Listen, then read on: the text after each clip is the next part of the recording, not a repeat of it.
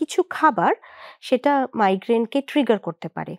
এক্ষেত্রে একটা গুরুত্বপূর্ণ বিষয়, সবার সব খাবারই মাইগ্রেন ট্রিগার করবে না।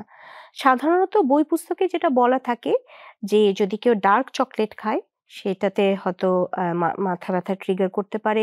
কেউ যদি আম আম সয়াবিন বা সয়া চাঙ্ক এই ধরনের খাবার খায়, কারো অনেক সময় অনেক দুধ দেয়া কফিতেও মাথা ব্যথা ট্রিগার করতে পারে।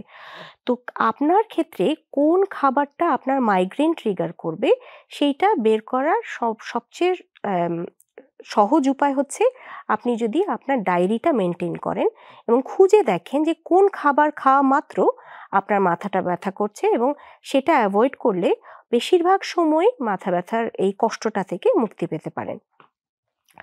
আর আরেকটা যে গুরুত্বপূর্ণ প্রশ্ন আমাকে আমার মনে হয় এই ব্যাপারে কথা বলা দরকার, সেটা হচ্ছে মাইগ্রেন হওয়া মাত্র বা মাইগ্রেন যদি আপনাকে আপনার ডাক্তার ডায়াগনোসিস করেন, সেই ক্ষেত্রে এই ব্যথাটা কখনো সম্পূর্ণরূপে নাও সারতে পারে।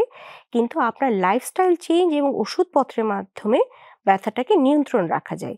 তো যখনই মাথা ব্যথা শুরু হবে, তখন যদি আপনি ২ টো প্যারাসিটামল, আপনি যদি অ্যাডাল্ট হন, প্রাপ্তবয়স্ক মানুষ হন, তাহলে ২ টো প্যারাসিটামল খেয়ে একটি অন্ধকার এবং শান্ত কক্ষে কিছুক্ষণ যদি আপনি রেস্ট করতে পারেন, সেটা ১০ থেকে ৩০ মিনিট, অধিকাংশ সময়ে রোগীদের মাথা ব্যথা ওই সময়ই কমে যায়।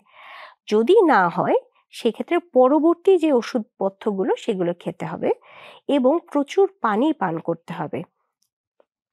আরেকটি